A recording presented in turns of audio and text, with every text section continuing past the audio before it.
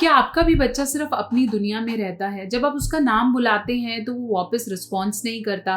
कुछ छोटे-छोटे अगर हम उसे इंस्ट्रक्शन दे रहे हैं कि पानी लेकर आओ, ये लेकर आओ, उसे नहीं समझ में आता। खुद में ही हँसता रहता है, खुद में ही खेलता रहता है और बहुत बार एक ही पर्टिकुलर एक्टिविटी को बार-बार करता है, एक ही टॉय को बार-बार देखता है, तो ये ऑटिज़्म हो सकता है। नमस्कार, मैं हूँ डॉक्टर नेहा मेहता और मैं एक चाइल्ड साइकोलॉजिस्ट हूँ और पिछले काफ़ी सालों से प्रैक्टिस कर रही हूँ। अपनी इस वीडियो के माध्यम से मैं आपको बताना चाहती हूँ कि ऑटिज़्म डिसीज़ क्या है, क्या ये कोई प्रॉब्लम है और उससे कैसे आप करेक्ट कर सकते हैं, और अगर ये सिग्नल्स आपको अपने बच्चे में दिख रहे हैं तो कैसे ट्रीटमेंट की डायरेक्शन में जाना है। अगर आप इस चैनल पे नए हैं तो इसे सब्सक्राइब करना नहीं भूलें, क्योंकि और बहुत सारी वीडियोस मैं लाती रहूंगी। साथ साथ के लिए अगर आपको ये समझ में आता है कि ये सारे सिग्नल्स मुझे दिख रहे हैं तो ये वीडियो आपको अंत तक देखना होगा।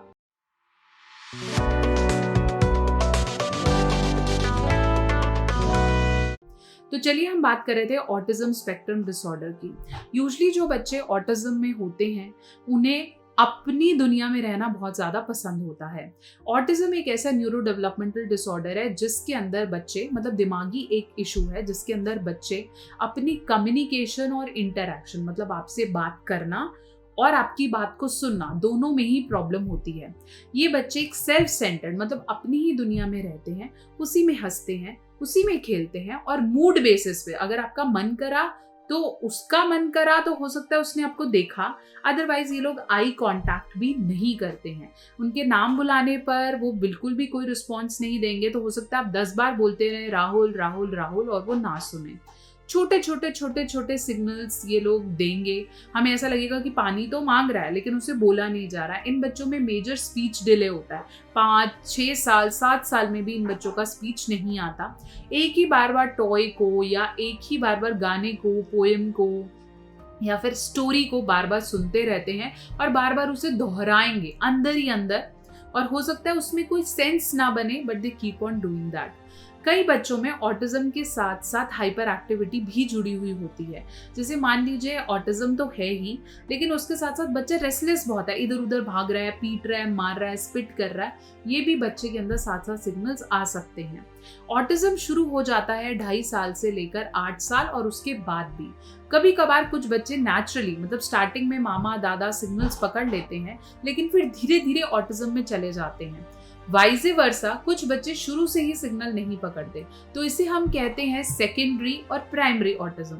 अगर बिल्कुल शुरू से ही बच्चे ने सिग्नल नहीं पकड़े और उसकी जो ग्रोथ है वो भी डिले है, तो that is called primary autism. लेकिन अगर थोड़ा सा समय होकर 2.5-3 पे फिर वो ऑटिज्म में गया है, तो that is called secondary autism.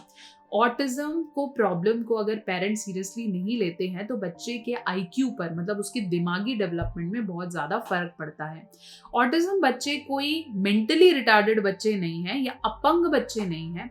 ये बच्चों को थोड़ा सा मेहनत की ज़रूरत ज़्यादा है। ऐसे बच्चों के लिए ना मेडिसिन की ज़रूरत पड़ती है, बेसिकली इन्हें थेरेपीज की ज़रूरत होती है। ऑटिज्म स्पेक्ट्रम में बच्चों के प्रॉब्लम्स, मतलब हो सकता है वो थोड़ा सा दिखता हो, थोड़ा ना दिखता हो, या एक बच्चा जो बहुत ज़्यादा नहीं दिखता हो। ये एक स्पेक्ट्रम है, मतलब एक रेशियो है। जैसे आपको 99 से 105 में बीच का बुखार हो सकता है और उसी हिसाब से दवाइयाँ चलती हैं। उस हिसाब से ऑटिज्म में level 1, level 2, mild, moderate, severe हो सकता है। इसकी जांच कैसे कराएंगे? अगर आपको लगता है आपका बच्चा ऑटिज्म में है या वैसे सिग्नल्स दे रहा है, स्पीच नहीं आई है, आई कांटेक्ट नहीं है, नाम पर नहीं सुनता है, तो फिर आप एक क्लिनिकल साइकोलॉजिस्ट या चाइल्ड साइकोलॉजिस्ट के पास जाएंगे, जैसे डॉक्टर नेहा मेहता के पास। हम एक छोटा सा टेस्ट करते हैं जो बच्चे के सिग्नल्स को, बच्चे की दिमागी डेवलपमेंट को ट्रेस करता है। उसके बाद एक रिपोर्ट जनरेट होती है जिसके आधार पर थेरेपी शुरू होती है। अगर आप किसी पीडियाट्रिशियन को भी दिखा रहे हैं, मतलब जो बच्चों के डॉक्टर हैं, बाल रोग विशेषज्ञ, उन्हें भी आप कह सकते हैं कि मेरे बच्चे को मुझे ऑटिज्म लगता है, मैं क्या हेल्प लूं। ऐसे बच्चों में कहीं ना कहीं ऑक्यूपेशनल थेरेपी और बिहेवियर थेरेपी की जाती है। ऑक्यूपेशनल थेरेपी का मतलब है कि बच्चे की जो एनर्जी है वो कम करेंगे और उसे थोड़ा सा एक्टिव करेंगे।